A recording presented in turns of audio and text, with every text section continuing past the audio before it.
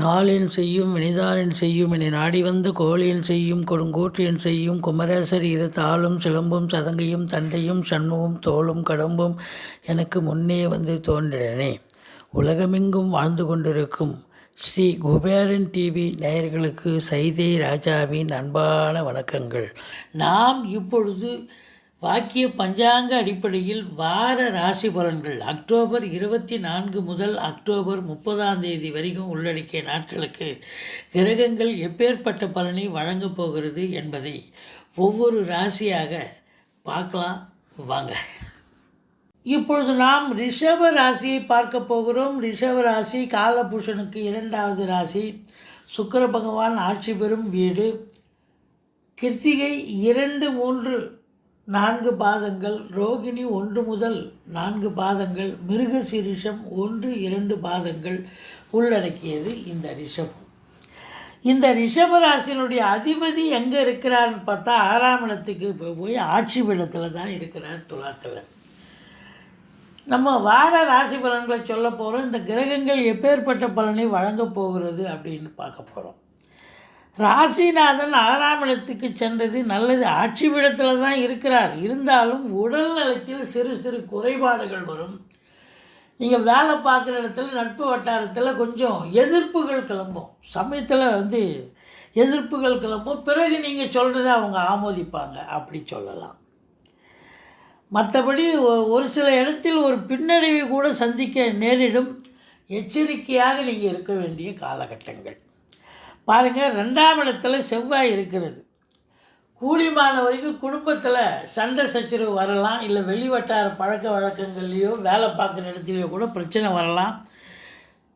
வாதங்களை தவிர்ப்பது நல்லது. அதாவது பேச்சுவாதம் பேசுறது ரொம்ப எதிர்வாதம் பண்ணக்கூடாது. மற்றபடி குறை ஒன்றும் இல்லை. நீங்கள் எடுக்கும் முயற்சிகள் திருவினையாக்கும். இளைய சகோதர சகோதரிகளால் உங்களுக்கு ஆதரவு பெருகக்கூடிய அமைப்பு இருக்குது. தூர தேசத்திலிருந்து நல்ல தகவல் வர இருக்கிறது.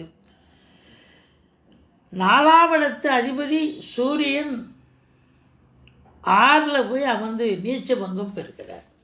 அப்போ தாயாருடைய தேக ஆரோக்கியம் பார்த்திங்கன்னு சொன்னால் ஆரம்பத்தில் கொஞ்சம் பிரச்சனையாக இருந்து பிறகு அது சரியாகக்கூடிய அமைப்பு ஆகும்.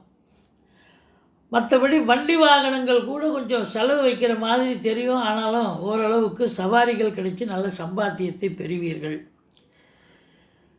படிக்கும் மாணவர்கள் நல்லா படிப்பாங்க, ஒன்றும் குறை கிடையாது. அதுவும் குலதெய்வத்துடைய அனுகிரகம் பரிபூர்ணமாக கிடைக்க பெறுவீர்கள். ரிஷிகள் முனிகள் குருமாருடைய ஆசீர்வாதம் கிடைக்கும்.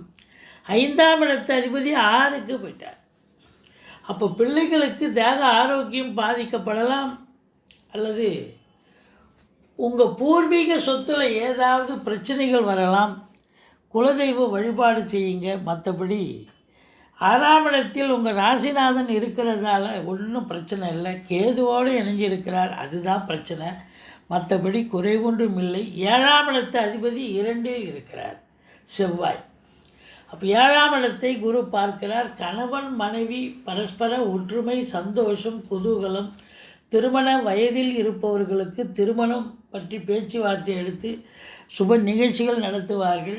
நண்பர்களால் நல்லது நடக்கக்கூடிய ஒரு சூழல். பார்ட்னர்ஷிப் என்று சொல்லக்கூடிய தொழில் கூட்டாளிகள் உங்களுக்கு ஆதரவாக இருப்பார்கள். மற்றபடி உங்களுக்கு 9ஆம் இடத்தில் 9க்குடைய சனி பகவான் நேர்கதியில் பயணம் செல்வதால் மிக சிறப்பான ஒரு காலகட்டம். வெளியூர், வெளிநாடு, வெளி மாநிலம் செல்ல நினைக்கும் அன்பர்கள் தாராளமாக செல்லலாம், நல்லதே நடக்கும். அரசு உத்தியோகம், தனியார் துறையில் வேலை பார்க்குறவங்களுக்கு எந்த ஒரு பின் பாயிண்ட் பிரச்சனை இல்லாமல் சுமூகமாக பணியாற்றுவீர்கள். கடமைகளை செவ்வனே ஆற்றுவீர்கள். நல்ல பேர் எடுக்கக்கூடிய ஒரு அமைப்பு இருக்குது. யோக பாக்கியங்கள் நிறைந்த ஒரு காலகட்டமாகத்தான் இது அமைகிறது. மற்றபடி உங்களுக்கு 11ஆம் இடத்தில் குரு பகவான் இருக்கிறார். இந்த 11ல் குரு இருக்கிறது அப்படின்னு பார்த்தீங்கன்னு சொன்னால் உங்கள் மூத்த சகோதரர்களால் ஆதாயம். நீங்கள் நினச்சதெல்லாம் சாதிக்க முடியும்.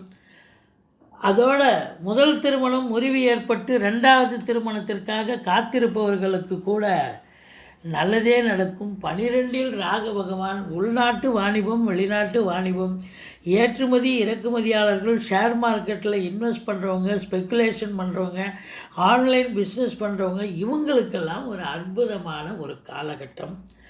12இல் ராகு இந்த ரிஷபராசி அன்பர்களை வெளியூர் வெளிநாடு வெளி மாநிலத்துக்கு அனுப்பி வைப்பார். செவ்வாய் பூமிகாரகன். பூமி சம்பந்தப்பட்ட தொழில் செய்யக்கூடிய அன்பர்களுக்கு உற்சாகம் நிறைந்த ஒரு காலகட்டமாகத்தான் இது அமைகிறது. இடம் விற்கணும் வாங்கணும்னு நினைக்கிறவங்களுக்கு நல்ல குதிர்பாடாகக்கூடிய ஒரு நிலை.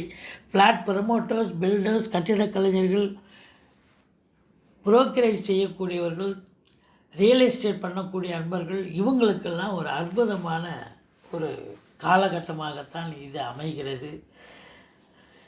ரிஷப ராசிக்கு 29, 30 சந்திராஷ்டம தினமாக வருவதால் எச்சரிக்கையோடு இருங்க.